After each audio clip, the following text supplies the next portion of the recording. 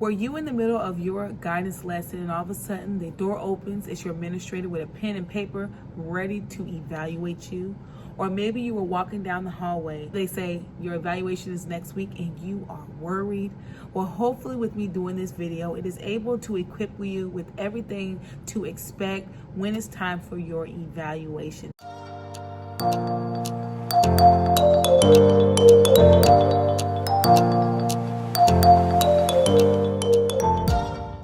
Hey you guys, thank you for coming to my channel, The Inspiring School Counselor. And as you can already tell from the title below, we're going to be getting into what to expect when it's time for your evaluations. So I'm looking forward to getting into this topic with you guys. One thing that I must say, at least where I'm at, evaluations and observations are the same exact thing. So you're going to be hearing me use them interchangeably throughout the video, but just know that those two things are the same exact thing. If you have not subscribed, make sure you subscribe and make sure you hit that notification bell so that you can be notified every time I upload a video. All right, let's get into it. So I have plenty of notes on this topic, as you guys can see. So you guys are gonna have to bear with me, but I'm trying to give you everything that I can and everything that I know concerning it. How your observations are done is going to be based on the state that you're in. It could be based on the school district that you're in, even the administrator that you have.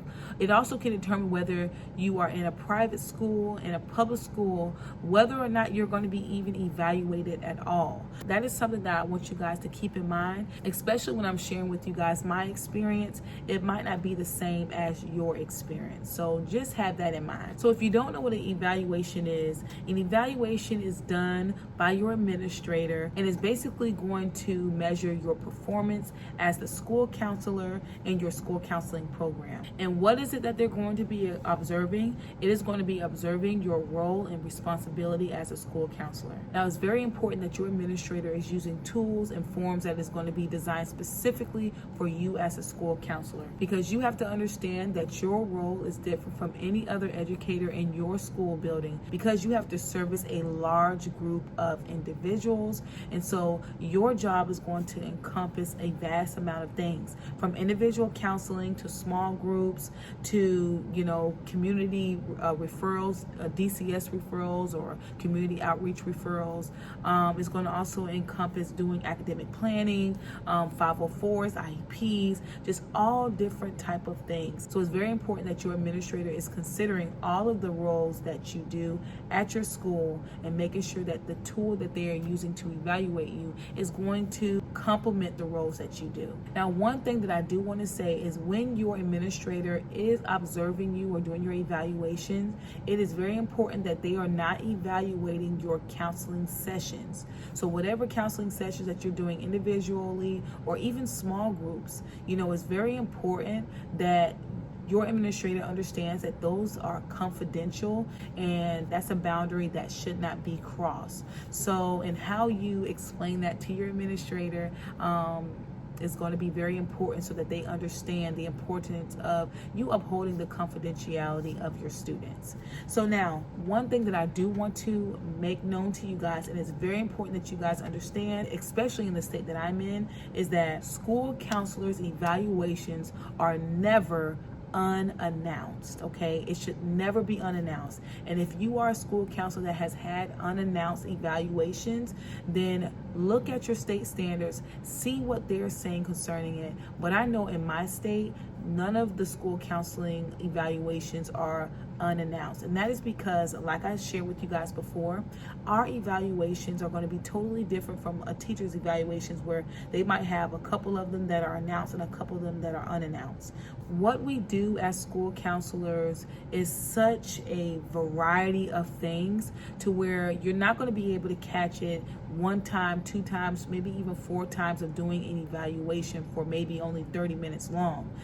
That is something that you and your administrator is going to have to sit down, and you providing evidence and artifacts that is supporting all the different roles that you do and able to highlight the different areas that you do as a school counselor.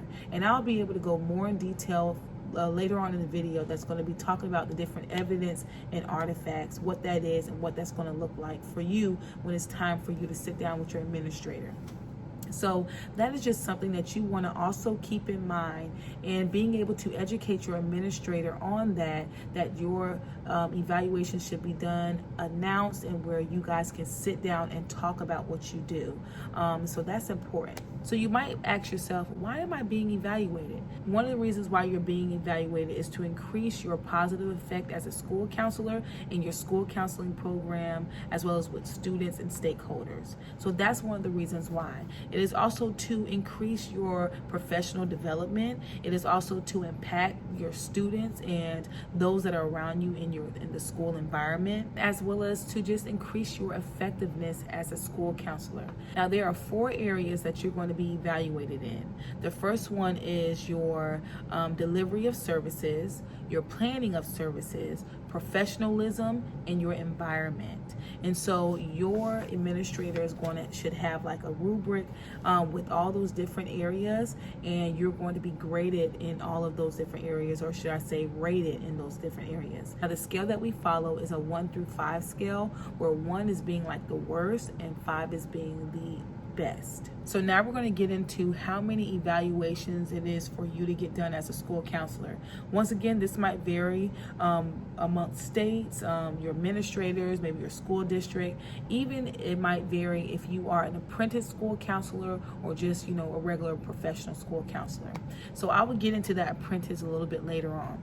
But if you are a professional school counselor, at least the state that I'm in, I have 4 evaluations, where 2 of them are going to be done in the fall, and then the other 2 are going to be done in the spring. And with that, 2 of them will be informal, and then 2 of them will be formal.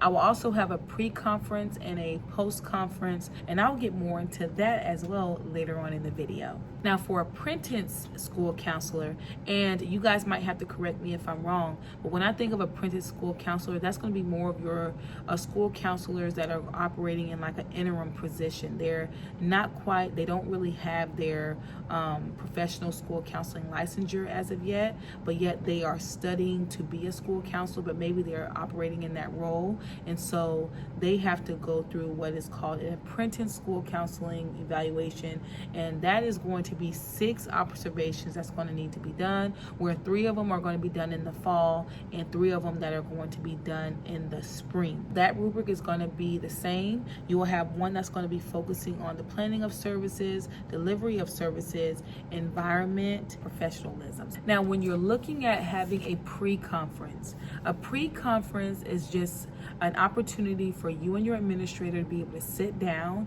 and them telling you what it is that they expect for you to do for your evaluation, and what all that you have to come prepared with. The post-conference is just an opportunity for you as a school counselor with your administrator to be able to reflect on the results that you were given by your administrator, and just talk about how you can make things better. So those are the difference between the pre-conference and the post-conference. The pre-conference is going to be done before your evaluations, and then your post-conference are going to be done after your evaluation.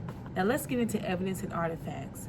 Now, when I say evidence and artifacts, that is just going to be a portfolio that you are going to have, whether it's in a binder or maybe you keep it on a flash drive, but it is going to highlight everything that you do in your school counseling program, okay? So you're going to be picking different pieces, whether it's newsletters that you came up with to give to students, whether it's an email that's showing you consulting with your teachers and administrator on different things that you're trying to do, whether it is some counseling referral forms that you created to give out to the teachers or even to the students that they can use to refer themselves to you. It's just going to highlight different aspects of your school counseling program, so that when you are sitting down with your administrator and you're going over the different delivery of services and planning of services and just different things like that, you're able to show them how you are implementing that into your school counseling program. So you're able to show them how you're delivering services. You're able to show them how you are planning services. You're also able to show them how you're impacting your environment. That might be a time that you want to include like some data from, you doing your small groups and how that's helping with maybe attendance, and so that is something that you're going to be putting in your portfolio. Just to give you guys a brief list, that is going to include things like newsletters, emails, logs of counseling activities, surveys, assessments, evaluations, state standards, school improvement plans, and you might want to speak on all of those documents and how they're being implemented. So that is just an overall of what to expect when it's time for your evaluation. So I'm going to do a part 2 to this video that is going to go in depth with delivery of services, planning of services, environment, and maybe even professionalism. And I will touch on the different evidence and artifacts that you can put in your portfolio that is going to highlight those areas. So you're definitely going to want to watch that part 2 so that you guys can put your portfolio together and have everything that you need for your evaluation. Thank you guys so much for coming to my channel. And if you have not subscribed, make sure you subscribe and make sure you hit that notification bell so that you can be notified every time I upload a video.